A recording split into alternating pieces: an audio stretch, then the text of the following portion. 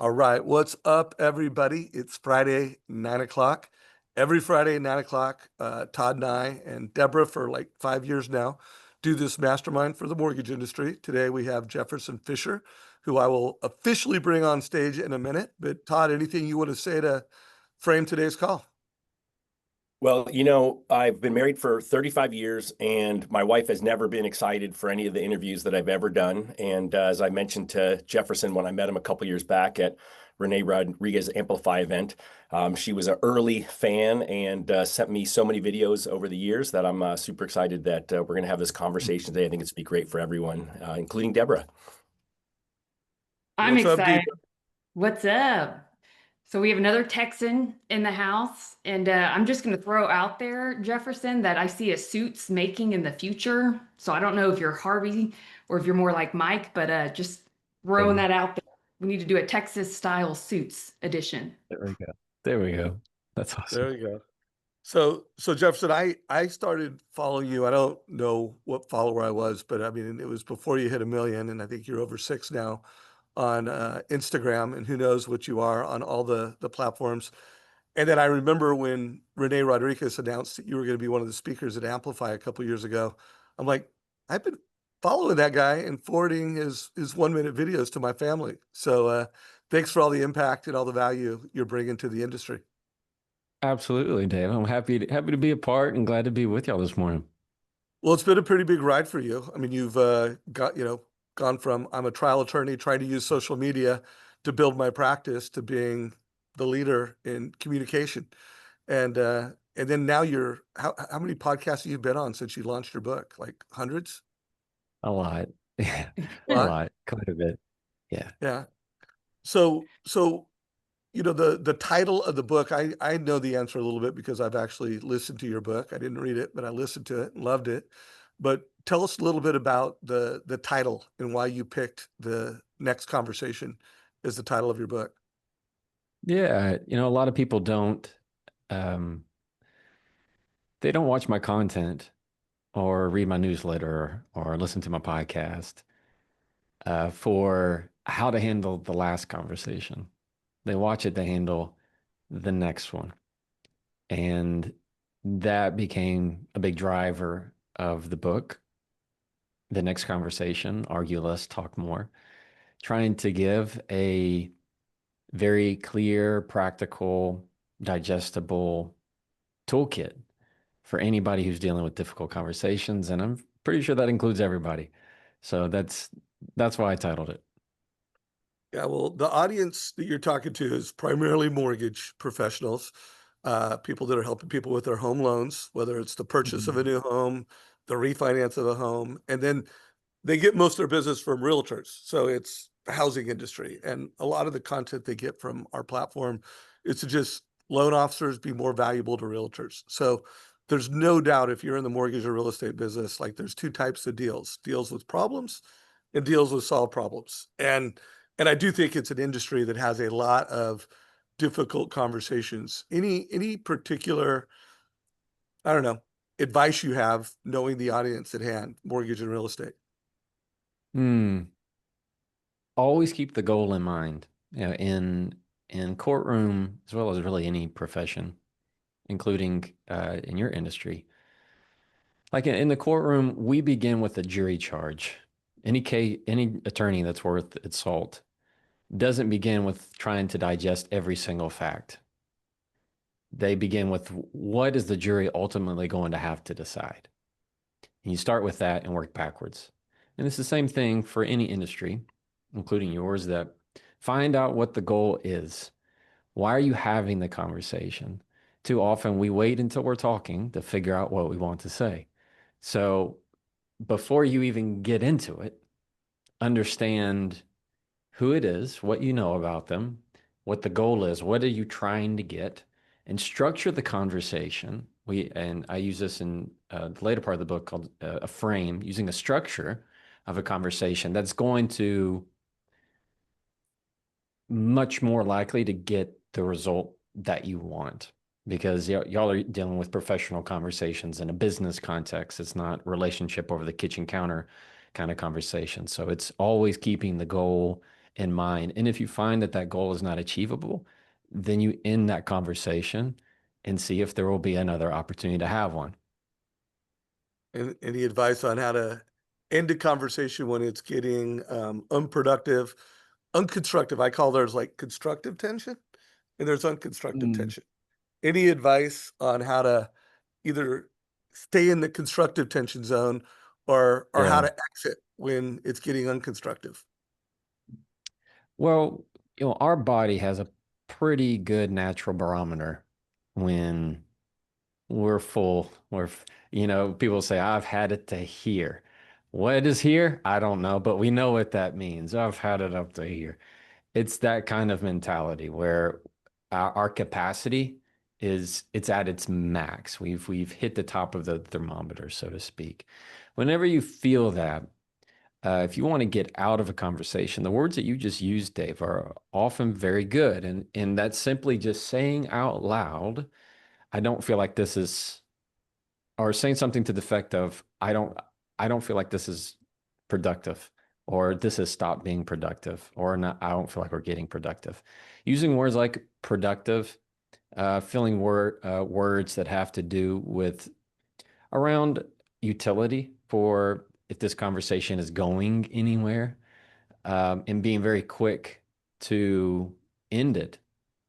And I think, let's put it in some context because you can go really anywhere with these. So let's say you and I are in a conversation, Dave, and things start to get a little heated. You're not going the direction I want. I'm not going the direction you want. Instead of saying, well, let's just agree to disagree, I would much rather you just simply state what you've learned. Well, I've learned that this is a really big sticking point for you. All right, well, I need to go back and think on this. Like that right there is, I've observed it. I'm not trying to push. Instead of, my mantra that I have is, rather than have in a difficult conversation, have something to learn rather than something to prove. So when you are communicating and you find that you're hitting a sticking point and there's friction, go back to, well, what I've learned is that this is a no break for you, or this is very critical to your clients, or this is X, Y, and Z. I need to think on this. And they will appreciate that. Nobody ever, if you tell somebody, I need to think on this, they don't go, no, you don't get to think on this. You have to speak now. Like, nobody does that. They don't mind you having to think on this, or saying, you know what, I'm gonna have a better response after I've had some time to think on this. And they're gonna go, oh, okay, yeah, go for it, because they're gonna want the best product from you too. I love that. I love that. Well, I'm gonna ask one more question, and then Todd, get ready. Deborah, get ready. We'll go back and forth with him. Anybody in the audience, if you have questions for Jefferson, put those in chat. We'd love to hear them. But, I would love to get some just thoughts from you on this. One of the things that we're pretty passionate about is seeing more people in their 20s get into homeownership. We're big into a nonprofit called First Home IQ, which is all about financial literacy for the next generation. And we want to see more loan officers connecting better with the next generation.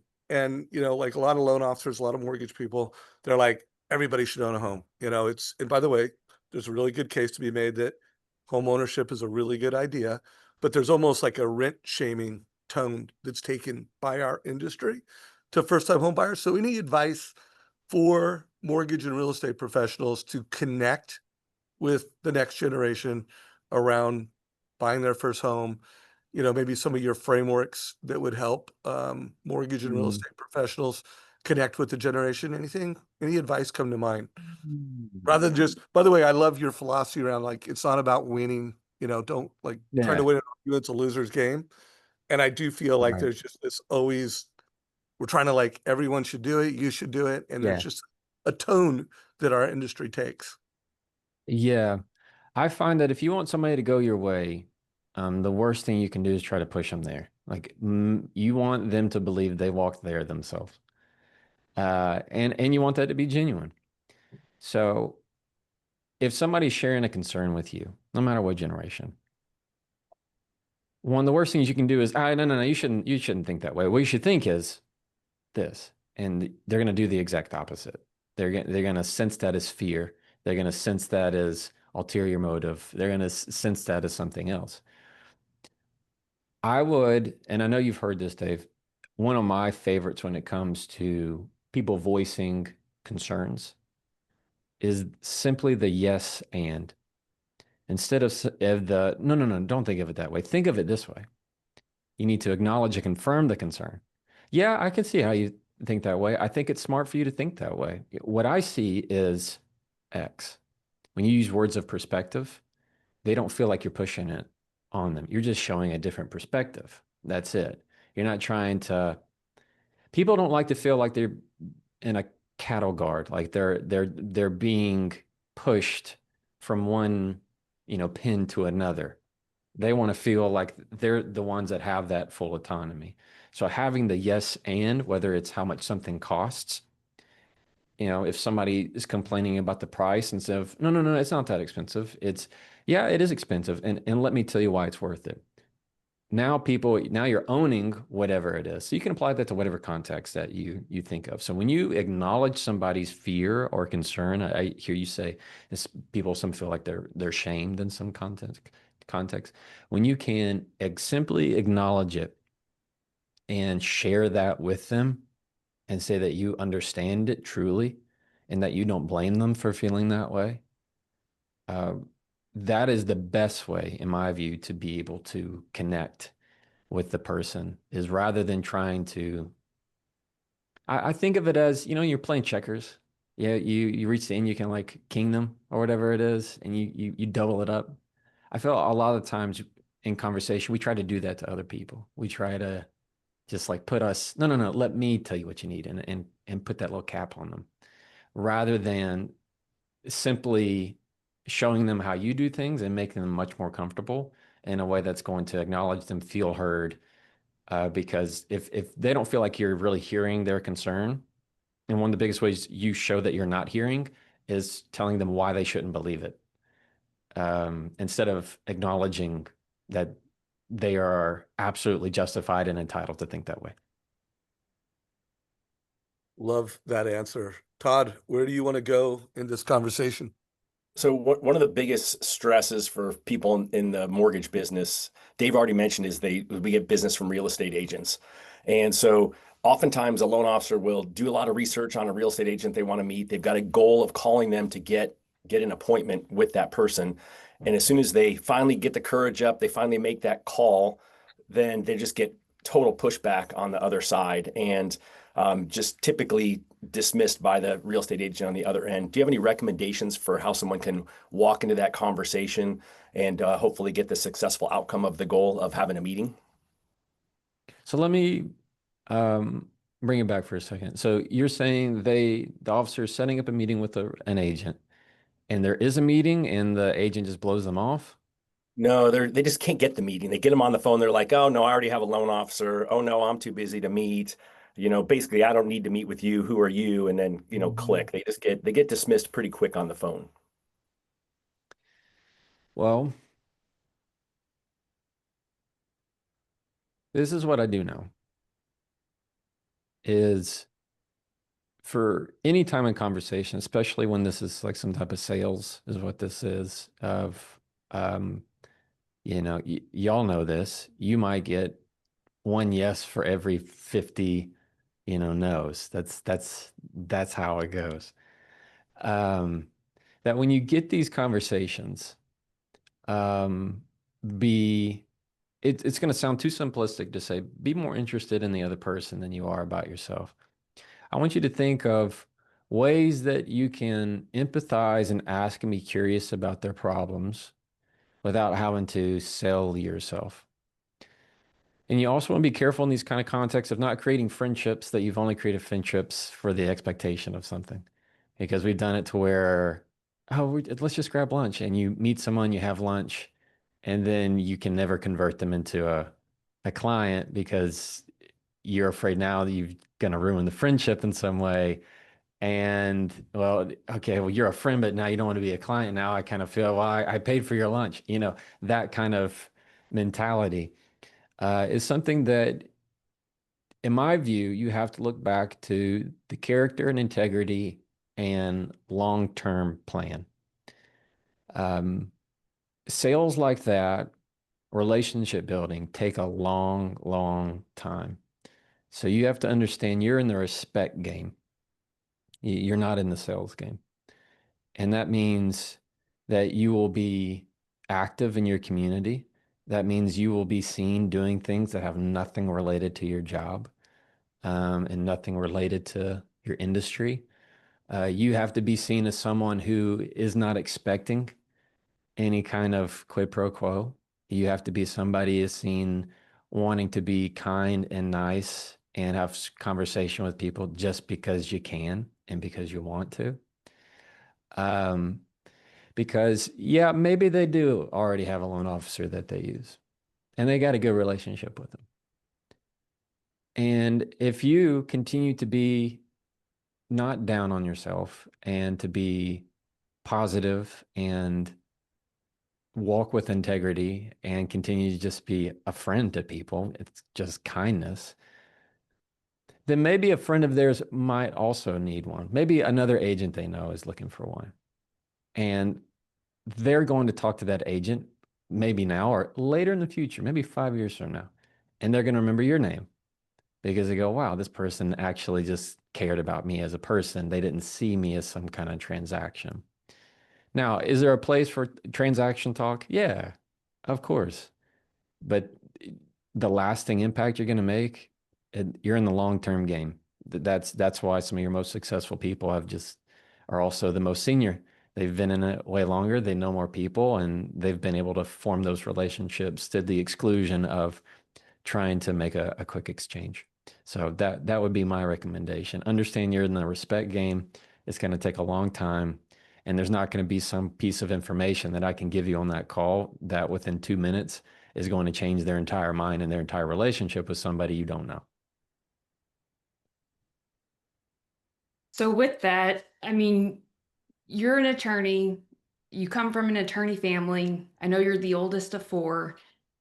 The pressure, I don't even want to pretend like I even know what that pressure could be like, but I just would imagine the day that you said you're going to create social media content and you're doing it out of your car. And I heard when you were at AmpCon, when people would ask like, oh, what's your lighting? You're like, the sun, it's great. Yeah. Or, what's Yeah. your camera? And you're like, my phone, it's right here.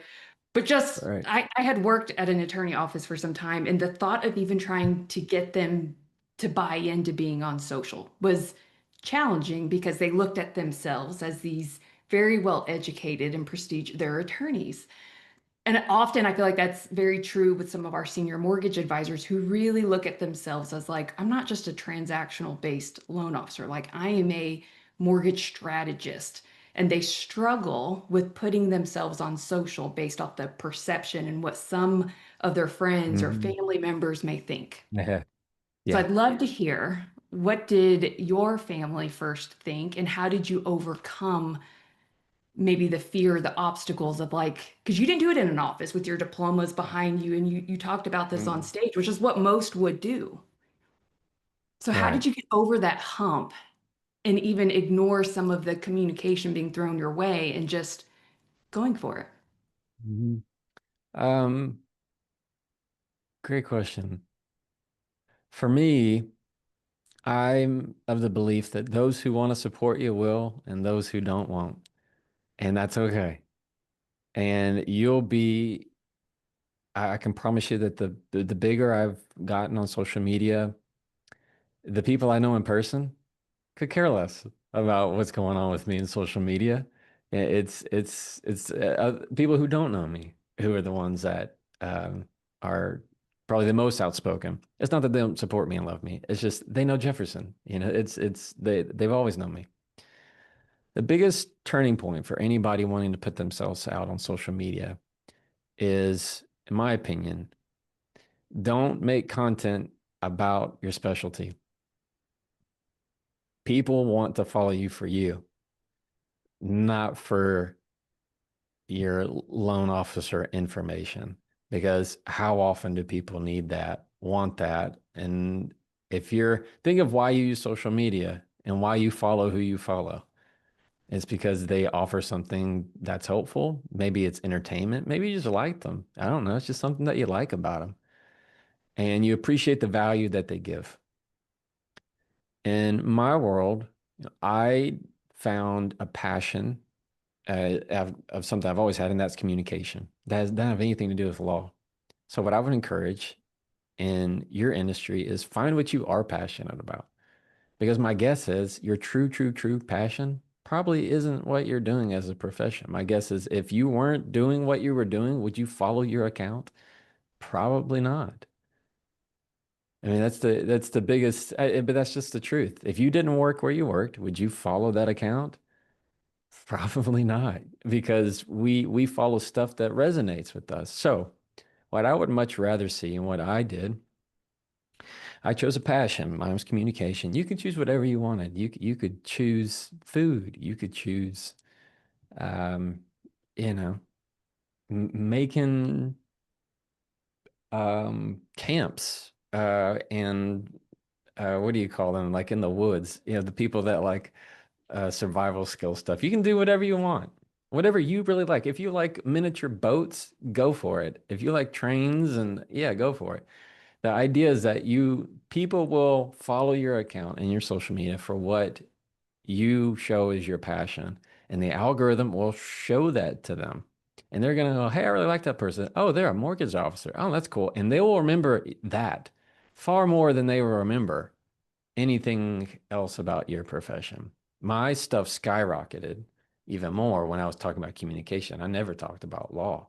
It's because I can promise you there'll be way more people in a town that know if you said, who's an attorney? And they'll say Jefferson is, and they won't know the attorneys in their own town because I've created a relationship through social media on something that's passionate and adds value to their life. How did I get over that? Of knowing that those who will be for me will be for me, and those who won't. And you'll just, once you start putting yourself out there and getting over the hump and just accepting what it is and just choosing to be you and not worrying about anything else, people really like the raw, the real, the vulnerable, and that they'll always follow that. So I know when I interviewed you a year ago, and by the way, anyone watch this right now, highly recommend you check out that conversation. It was called Mm. Predicting Positivity with Jefferson Fisher. When you're watching this, there'll be a link down below if you're watching this on YouTube. And in that link, all the links that we mentioned today will be there. But I remember you talking about you at that time. I don't think either you weren't telling me what the title of the book was going to be, or Yeah. you didn't know what the title was going to be. Mm. At the time, I think you weren't quite sure what the title was going to be, but you I had, probably wasn't.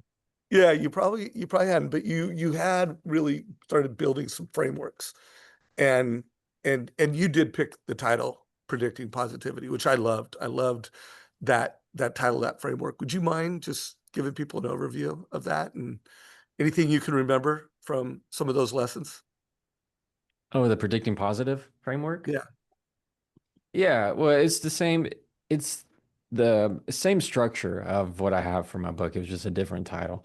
The predicting positive is that idea, that mindset of being able to structure the conversation that predicts the positive outcome, whether it's positive for both of you or positive for you, either way. And being able to communicate in a way, same thing with the control, the confidence, and saying things to connect in a way that's going to give you the positive reaction. So, um, and I have a lot of these themes in the next conversation of this idea of kind of creating conversations as a function. If you have input X and you have input Y, you're gonna come up with a solution to something. And the same with like your grandmother's passed down cake recipe. If you put in 2 eggs and like however many cups of flour and sugar, whatever those elements are, you will come out with something that hopefully looks like a cake. And so it's the same kind of thing in conversation. If you can have a certain amount of control with yourself and your body, if you can say things with assertiveness and confidence and a spirit of, I know who I am.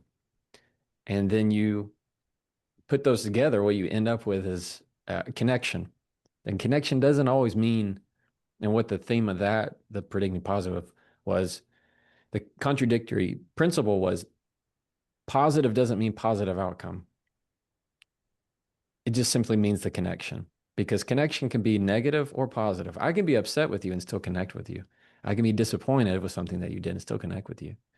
It's not like a Hallmark movie where every conversation you have, we're going to have this serene connection in some sense.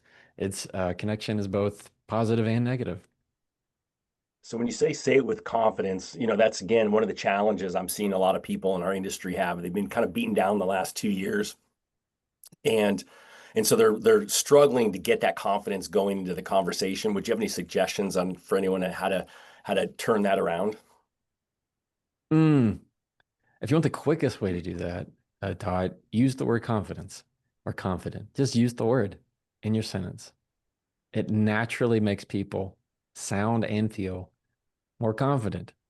So let's say, Todd, you were interviewing me for a big job and you asked me some question.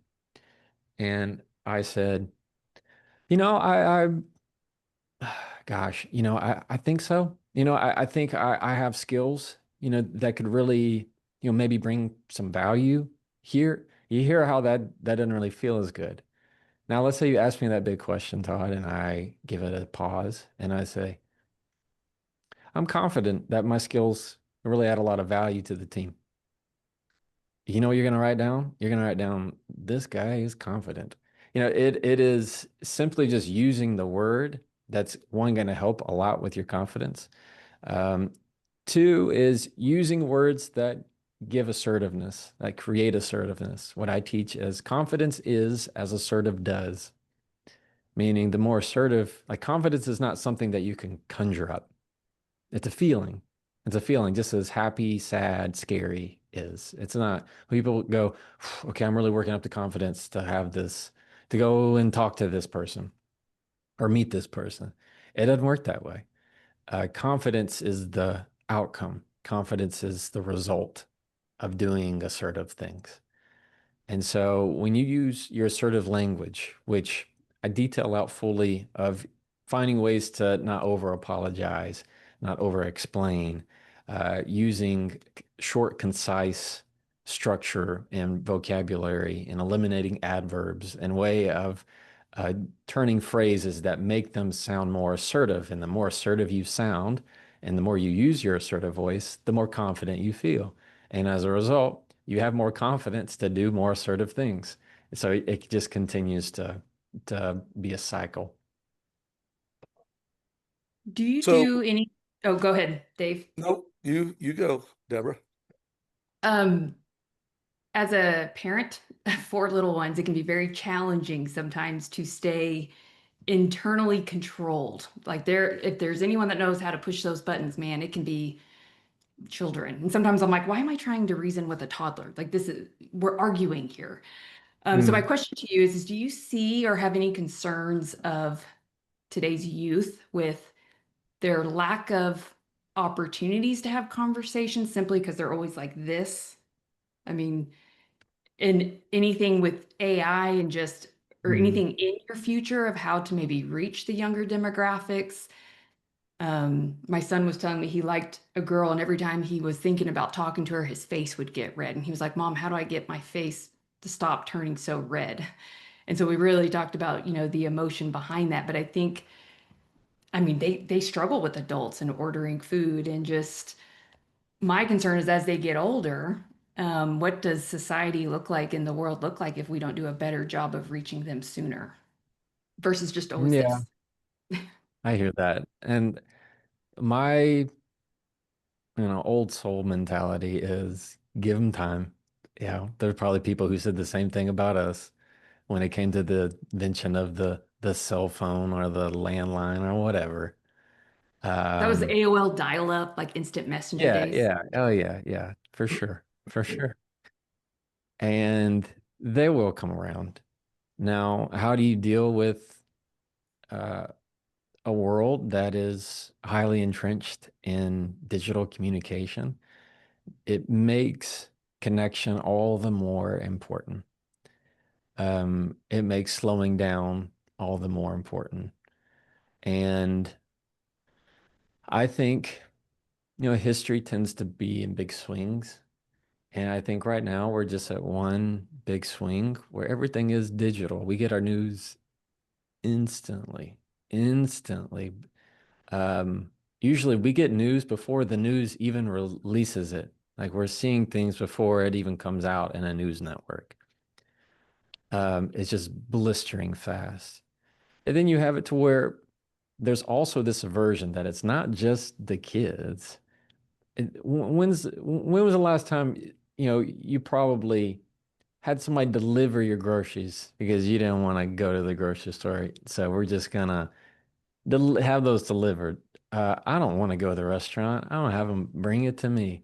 I don't want to have to go to have somebody check me out at the grocery store. No, let me go to the automatic place in Target where I can just beat myself. I don't want to see anybody, talk to anybody.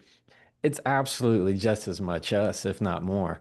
I don't want to go to the store. I want to Amazon Prime it, so there's a lot of immediacy and an aversion to just seeing people, talking to people.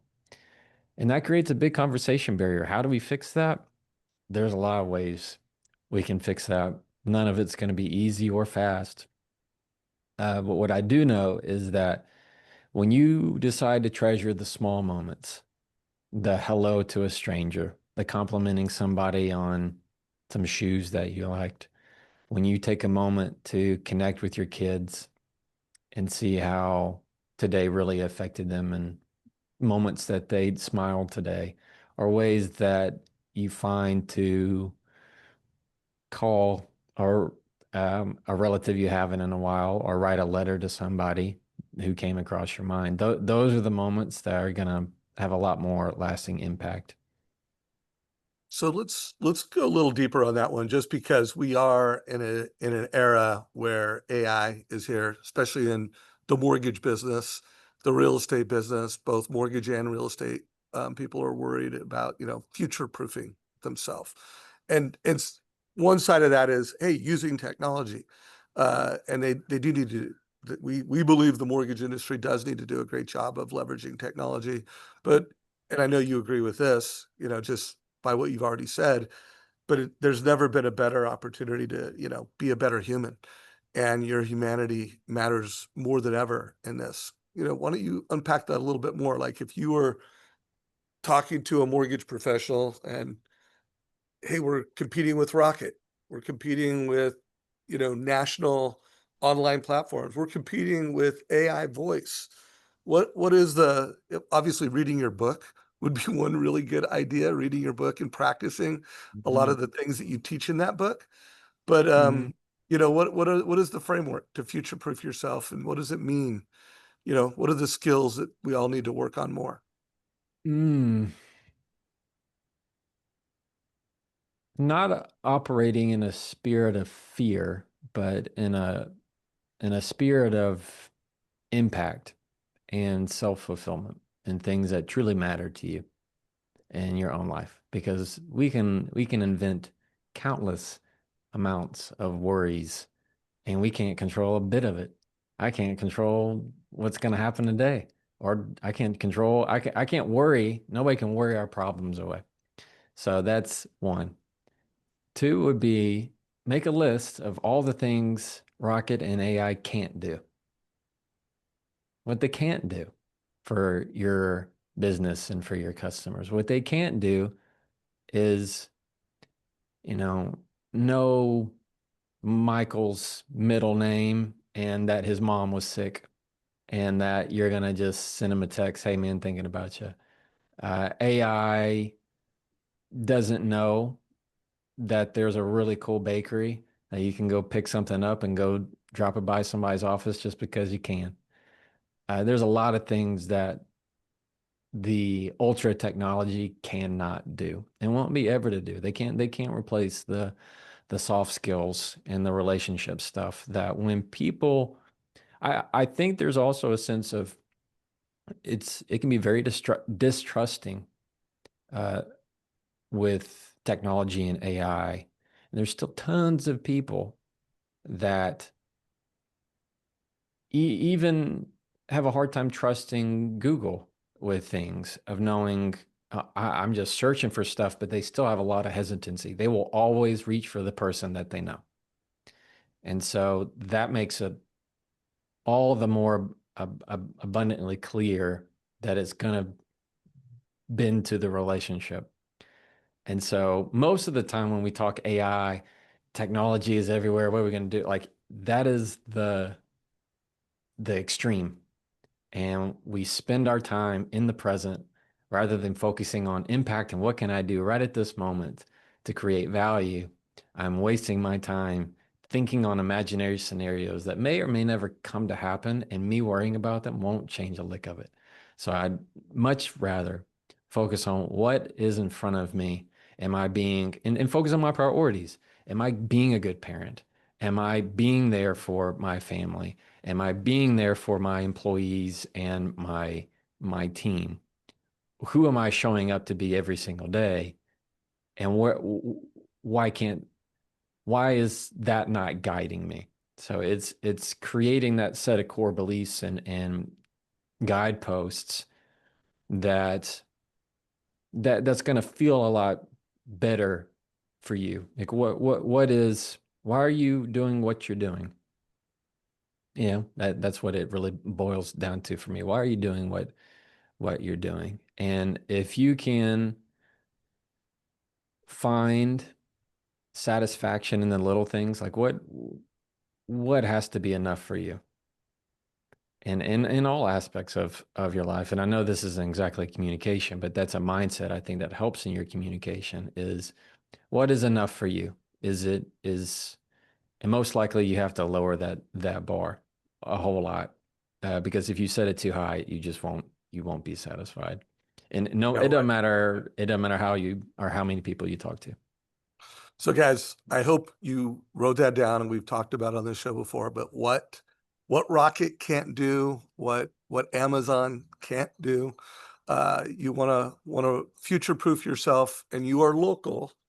You need to do what they cannot do. Like, they're not going to know your hopes, your dreams, and your goals the way you as a local professional can, a caring professional. And then remember, you also need to do what they can do. Like, there are things that technology can do to accelerate convenience and value for a consumer. So you need to do what they can't do and what they can do. And if you can do that, and you can do that locally, I do believe local mortgage and real estate professionals will kill it.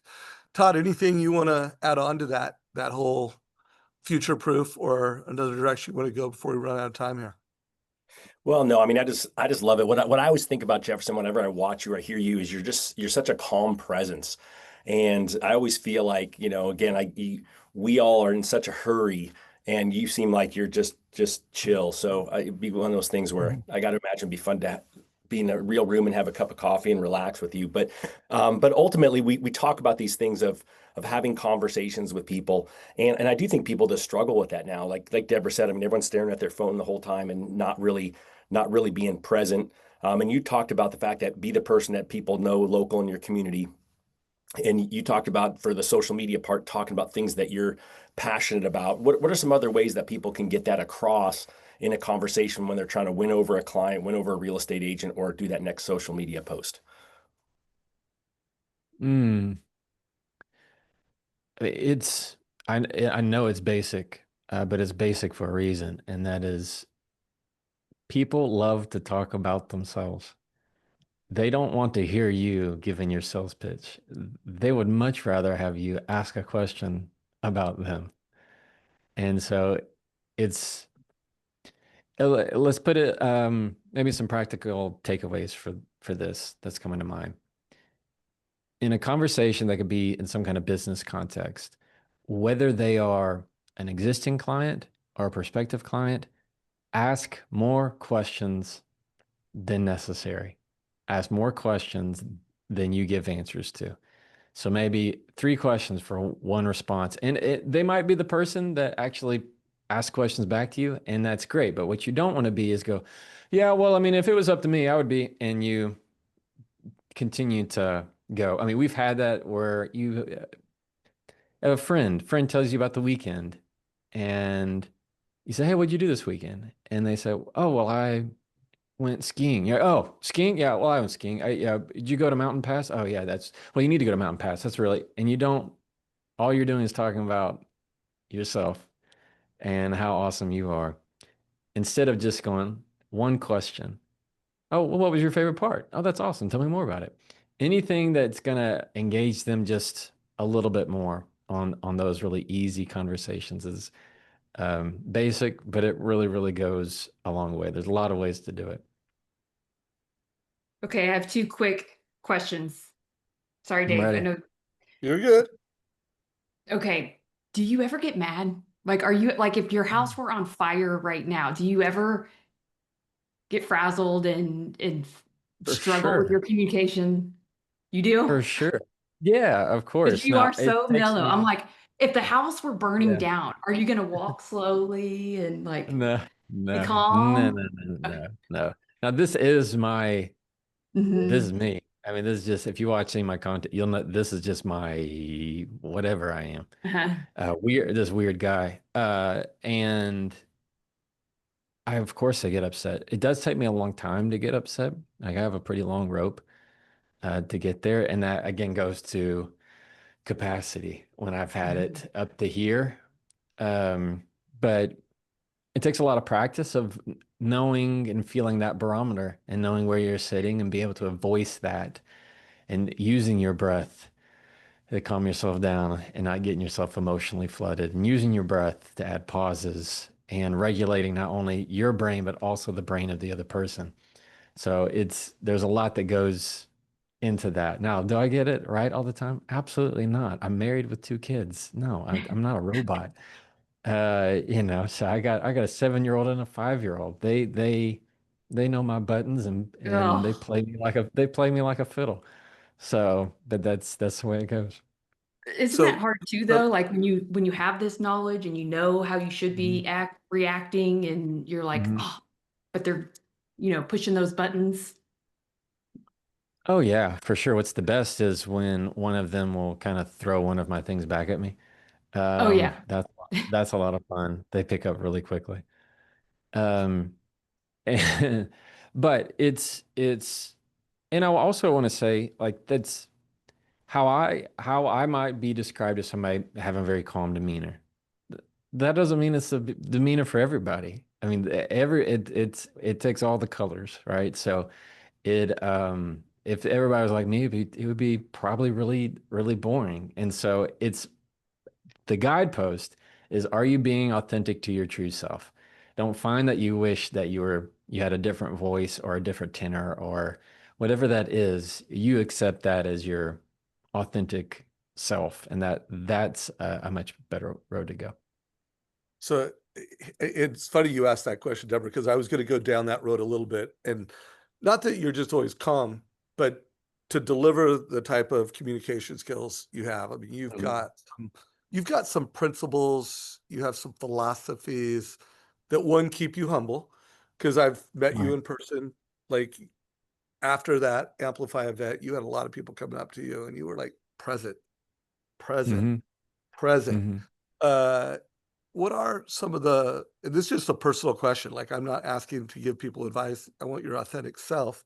When you think of some of your principles and some of your philosophies that you think really guide your humility, your presence, and your true care for people, what Hmm. what are some of those call it your code? I'm writing a book right Yeah. now. Know your Yeah. code. Like, Yeah. what's your code?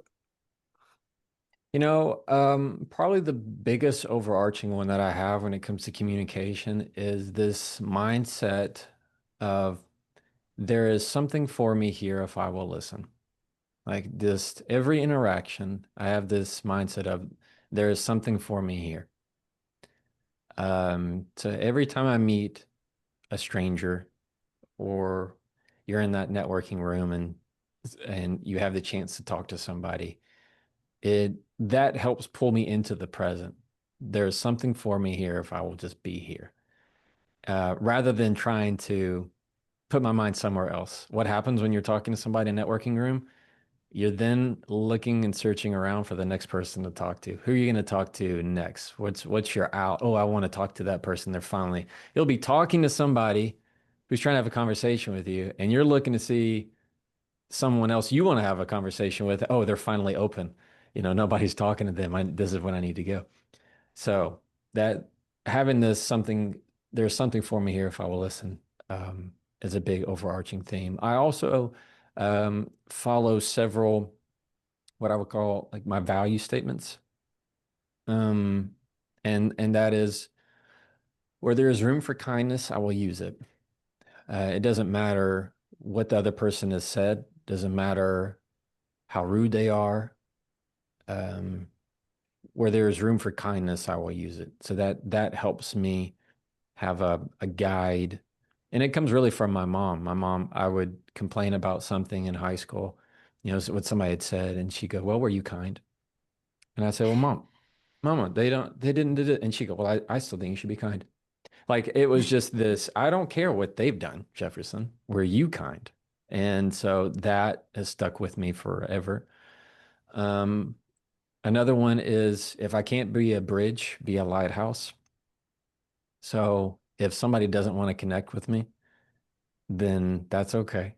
And sometimes we need to disconnect. That's okay.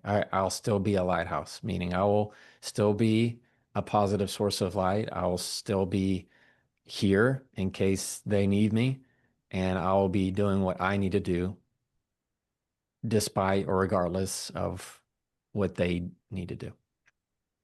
Love that, guys. So, guys, you just heard part of his code that has got to him where he's at. A very successful attorney, building a large practice, building a massive Instagram following, successful author, and really just proof like know your code, like have a code, know your code, and then live your code. And if you could do those things and you have a good code, you'll kill it. So I have one last question, and then Todd and Deborah, think of any last questions you have. Audience, you're almost out of time.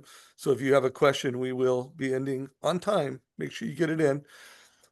The code, what are some pieces of your code that got you to start creating social media? Because we do believe that part of future proofing yourself as a mortgage professional Mhm. and being local is having a brand. Like For you sure. need to be known for No something. You doubt. need to be local. What are some, again, this is not you giving advice to everyone. This is you telling us your code. Hmm. Like what are the parts Yeah. of your code that got you going after social and building a brand? Yeah. It would be my code of tell them who I am without telling them my name. Like when I'd go out the door, um, my dad would often say, "Tell them who you are," and he didn't mean introduce yourself. It was it meant show them who you are. Show them as a person. Like you are not your name. That is your identifier in a crowded room, but that is not you. So we often say, "I am Jefferson." Well, that's just a name.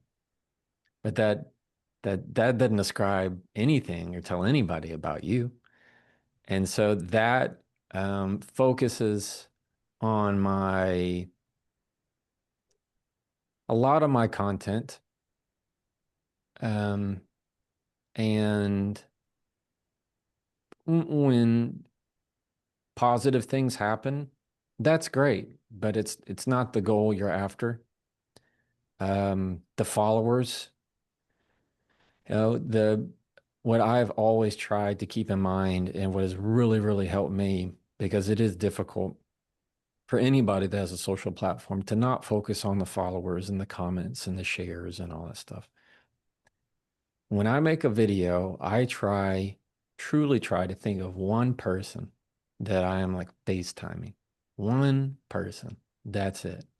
And post it and not care about anything else. because I've seen times where I've posted a video early on and I was down on myself because it didn't perform well.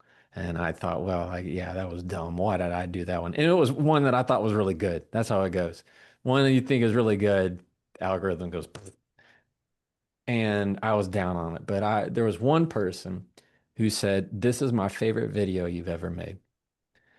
And I just thought to myself immediately, like, is that not a better metric? Is that not a healthier metric if I can just help one person? And so that really was full circle for me of my code of tell them who you are. Love that. So guys, what is your code? And if you're winning and thriving and in a sustainable way, you got a good code. And if you aren't, maybe you need to adjust it. And then it could, again, are you living your code? So Deborah, closing thoughts or closing question, and then Todd will have you wrap it up. Yeah, I think it's just so helpful when you look at the motive behind it. Like what's really, and it kind of goes to the very start of this when you mentioned working backwards, like what is the goal? And sometimes you need to do that gut check of what is my motive with being on social? What am I classifying as a win? How am I keeping score? And is one person being touched enough for you? So my message for you guys is go serve. Don't sell, just serve. My last question for you is self-talk. Like we hear a lot about, how to have conversations, whether it's in the workplace or with partners. But if I'm being honest, sometimes the conversation I probably need the most work on is my negative self-talk or that critical voice Yeah. that is hardest on myself. So is there anything that you do or any kind of framework that you have to help coach me on the self-talk? Yeah. Yeah. Well, you're not alone in that because we all struggle with that, first off. Yeah, I do talk in my book of what I call small talks, and these are they're kind of like positive affirmations in a way, but they're much more practical and action based. Um, I don't need to go into that. What's coming to mind for me now is what I also very much align with is that self-negative talk comes from a place that's mm, has been there probably much longer than we're ever willing to admit. It's a voice that's been there since we were a kid. It's a voice that got put there when we were probably when we were in childhood.